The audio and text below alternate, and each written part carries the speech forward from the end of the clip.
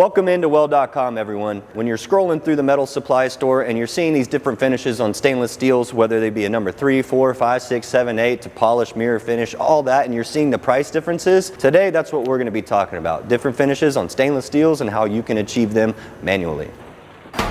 Now you might see everything that I've got in front of me. This is today's lesson. This is a piece of stainless steel. This is your austenitic 304 grade stainless steel. This is unfinished right from the mill. That's what you'll typically get, and that's your cheapest version that you'll probably find. You see all these belts and tools in front of me. I'm not necessarily too familiar with getting everything through these different grades, and these abrasives are a little bit new to me, so I have the applications engineer from 3M, Miss Kaylee Wilkins, here to help me out. She's going to be my quality control as I take these drum sanders and get these things to a nice mirror finish, or from a 3, 4, 5, and 8. So we're going to start over here with a 120, and that 120 is kind of going to be our base step for every subsequent finish that we're going to do. That's to set the grain. That is to set the grain, so we're going to set the grain on each panel. And then over here we're going to go in with a Scotch-Brite surface conditioning belt in coarse. That should get us a number 3. Correct. Right? Then we have a number 4 finish over here with a Scotch-Brite surface conditioning belt in medium. Then anything from a 5 to an 8 or what we would call a measurable or decorative finish. Over here with our Trizact line of abrasives as well. So we're going to go in with 237AA in the grade A100. So very fine belt. That's all numbers and letters to me. I can't figure it out. I'm a real visual person. How can you measure that difference in the grades? I mean, I'm sure they're like very, very little things that you can see. Well, we would measure it with a tool like this. It's called a profilometer. So what this is going to measure is our RA, which is our roughness average, our RZ, and our Rmax. Rmax being the highest and lowest peaks that we have in our measurement. So it's basically going to take a little picture of the metal and show us kind of what the surface looks like. So this will be a great tool to tell us whether or not we've gotten the previous step scratches out and whether or not we are meeting the RA requirements for that specific finish. What does this have? Just the plain grade? It doesn't have a real finish on it aside from just the mill scale, but we'll get a baseline. The baseline RA for this right now is 13. This means that it's relatively fine. It is very smooth. small peaks and valleys on this part. The higher the RA, the larger those peaks and valleys. So think like a 36 grit scratch is going to have a much higher RA. Then the lower you get, the closer to 0. That means it's finer and finer of an RA. Would it be safe to assume when we go from this to the 120 that our RA is going to go up or down? It's going to go up.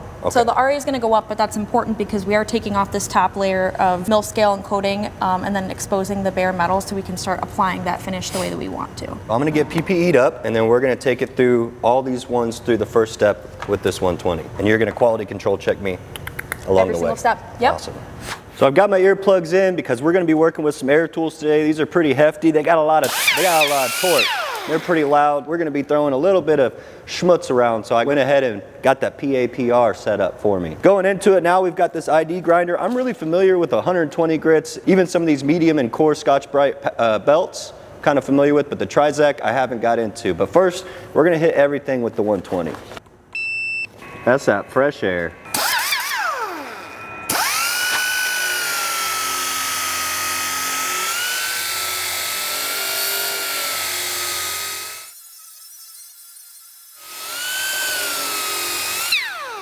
I was honestly intimidated by this die grinder a little bit. I thought it was going to be a lot more squirrely on me, but that's the biggest deal, is to just try to keep everything flat. I'm looking kind of like, I don't know if you guys vacuum carpet ever, but kind of see those lines. It's kind of how I'm trying to hit everything as I'm watching that grain change. I'm going to hit the rest of these with the same 120 belt. I'll probably switch over tools to try out this drum sander, but one thing that I'm going to try to do at every level is have grinder marks go one direction, and then I'm going to switch the direction of the mark so I can see when those scratches are gone.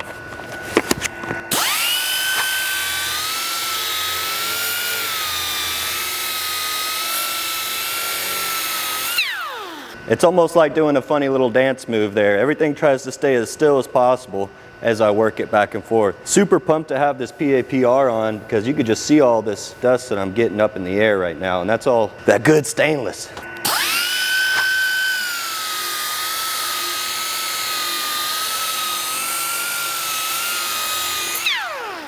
So unfortunately on this last one, I see some deeper scratches into the material, probably from shipping and handling and whatnot. The 120 isn't quite getting those out, so I unplugged my air grinder here so that I can slip on one of these old dogs. This is going to be an 80 grit, and then we're going to have to take it back to that 120. But I really want to make sure that I get all those deep scratches out, otherwise this is going to be for nothing.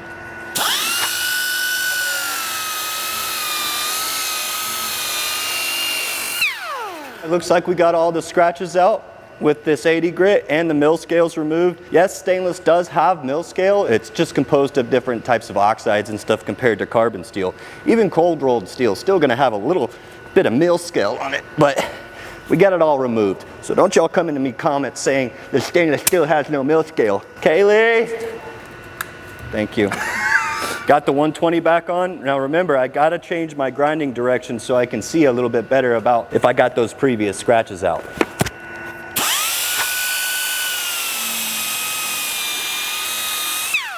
Here, just barely hitting it, you can kind of see the cross hatching of the different grinding marks. We want to make sure we have all of our grinding marks go the direction we're trying to achieve.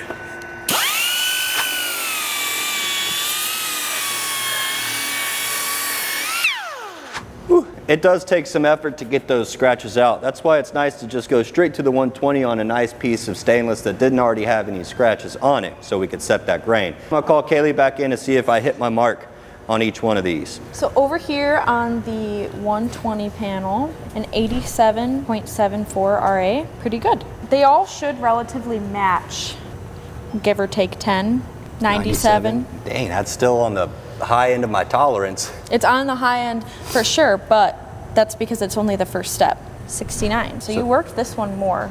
I think that one is the best. 70.21. So, okay, so these were close to the same. That's good because those are the ones that we're going to try to shine up a little bit more than the rest. Correct. This one we're going to leave the same at the 120 grit, and then we're going to hit this drum sander. Now we're going to use the coarse here, medium here, tri-stacked here. That's this guy, right? Yep. All right, here we go.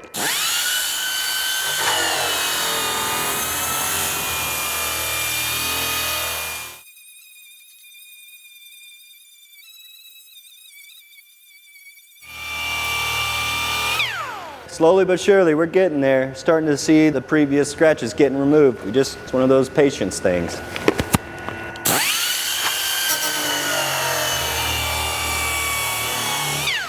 I'm tired of this, Grandpa. That's too bad. You keep grinding. One day you'll thank me. I think I got most of the scratches out. There are some deviations. I think that's more with me not holding that grinder properly. You know, if I'm hitting one side once and the other, like obviously the middle's gonna get hit once by the time I hit two sides, so. Actually what I'm seeing is that it looks like you almost held the inline at a teensy slight angle at some of these spots, but. This is supposed to be like a number 3, right? Yes, this is supposed to be like a number 3 finish, and the lines are going this way, so we'll take the profilometer reading like so. RA of 41. Is that number 3?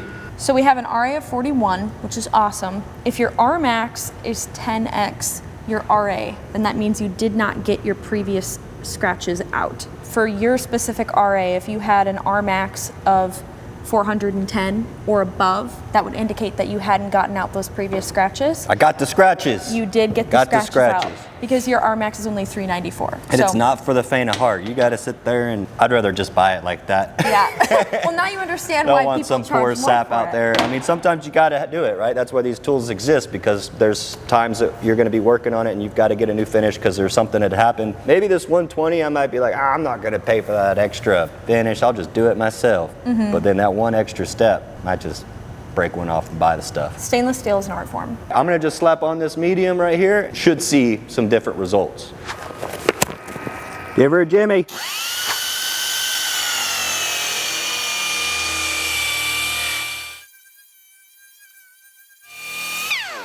I think I got like 90% of it, like all of this. The edges are still a little scratchy, but check me out, see where I'm at.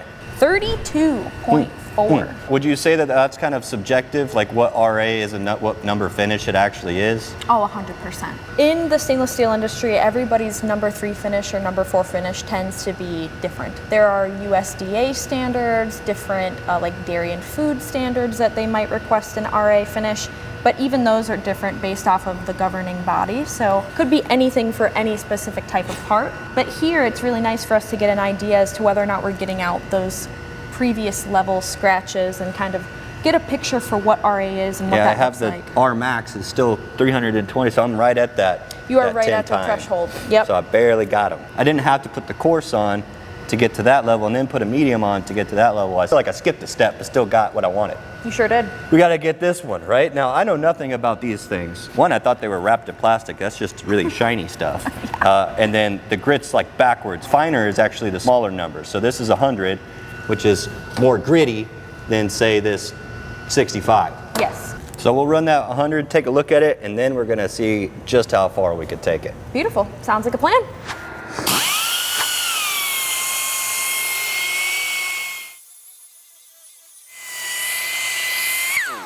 I don't know what proprietary stuff y'all are putting in here, but that's real nice. I've never seen these before. I can't even tell that I've used this sucker. Let's see what we got, because I like the way that was working. All right. 21. Heck yeah, that's pretty sweet right there. It jimmied it up quick. Yeah, looks super nice. You know how to give it a jimmy? No. Jimmy Buffett. All right, so what's next? Which one can we take this on to take it to the next level? Let's do an A65.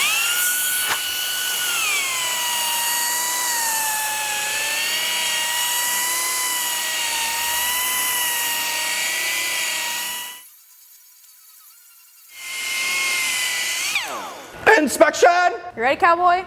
Yeah. What do you think before we get into this? I want to hear your guesses. 4. Does it go negatives? No, but Okay. if it did, this one would. It's quite pretty. 18. All right, what's the next grit? Let's go to A45.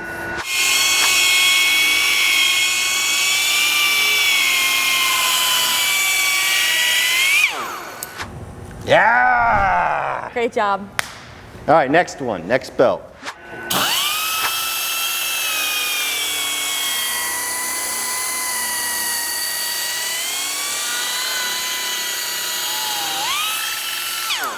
Well, it don't look all that different, but I'm sure tired of doing it.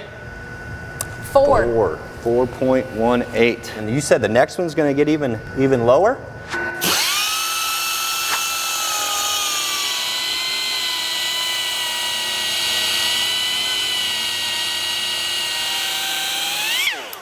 This may be my finest moment yet. So here's your A6. Pretty close to mirror, so you can see yourself in it. No one breathe. A 2. Well, I just want one of those time savers, because obviously no one's gonna sit there and want it. I mean, if you have to, you have to. That's why these things exist. With a piece of sheet metal like this, it might not be the ideal use case, but definitely something that can be done, and you proved it here today. You still gotta spit shine it. Yep. What? Let me show you something. Does that look right to you?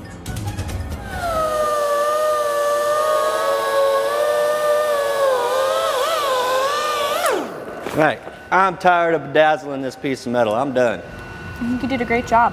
Man, it scratches from that buffer though. Probably scratches from the little pieces of metal that are all over. Probably got kicked up. Remember that it started off looking like this. Quite the difference. I still would like to see a little bit less scratches when it came to my mirror finish, but that's just me being picky. Working that tool properly is gonna help save you a lot of time, or just not having to go through the whole process and polish a freaking piece of stainless. Go just get it off the rack. It's already got all that pretty stuff on it. However, if you do scratch it up, now you know you have the steps to take to get it back to that mirror finish. If you'd like to learn more about the abrasives that we use to get it through all these different steps, check out the link down in the description below. We have all that information for you so that you too can get things silky smooth. We'll see you on the next weld.